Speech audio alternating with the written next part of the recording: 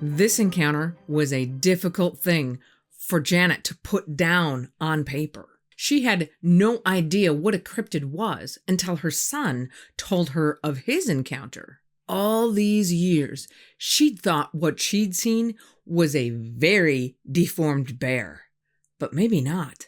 Most evenings, about an hour before dark, Janet and some of her family or friends would go on what they called deer rides. Dusk, that hour or so before it gets full dark, is when deer like to move.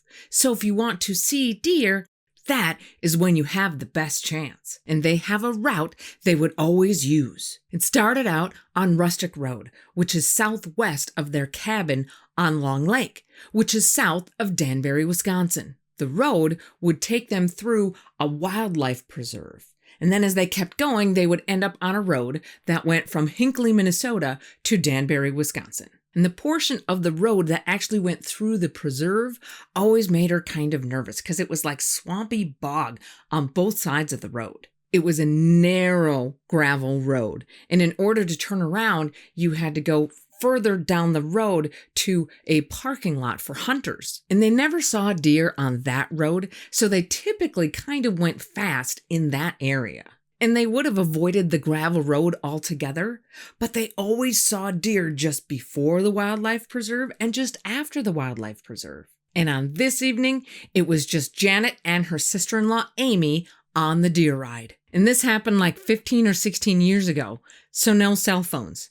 And sometimes they would carry cameras with them, but on this particular night, they didn't have a camera either. And it is a hot night. So they have the windows in the car rolled down because the air conditioner on the 1998 Cadillac that Janet is driving is not working. And they have just started down that creepy road, and they're driving pretty fast when they noticed something black on the road ahead of them about a half a mile. And as they get closer, they can see that it appears to have dark gray fur and an elongated muzzle. And whatever it is has its back to them, but it turns just enough so that the women can see that it's eating something in the road. And Janet stops the car, and they can see that this thing has very broad, muscular shoulders and hair longer than a bear's. And its ears are pointy like a German shepherd's that stand straight up on its head. This animal has hands and is holding what Janet thinks is a dead rabbit. Totally freaked out, Janet says to Amy, "What is that?" And the thing hears them and starts to turn its head. And that's when Janet turns on her headlights. It's not dark yet, but she wants to get a better look at this thing. It turns all the way around and faces her car. The headlights catch its eyes, and she cannot believe what she is seeing. Its eyes are glowing reddish orange in the headlights. Janet freaks.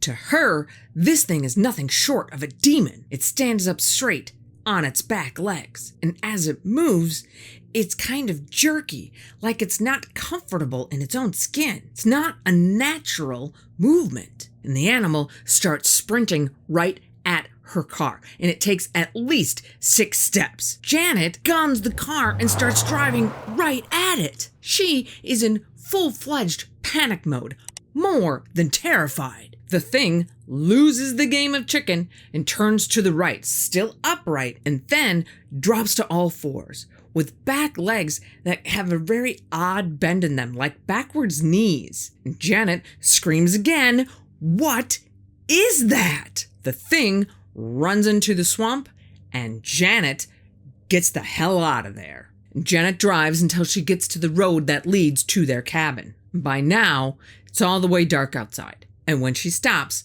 both she and Amy are just crying, and they just can't stop shaking. And they talk about what they saw, and they agree they're just going to tell everybody that what they saw was a bear.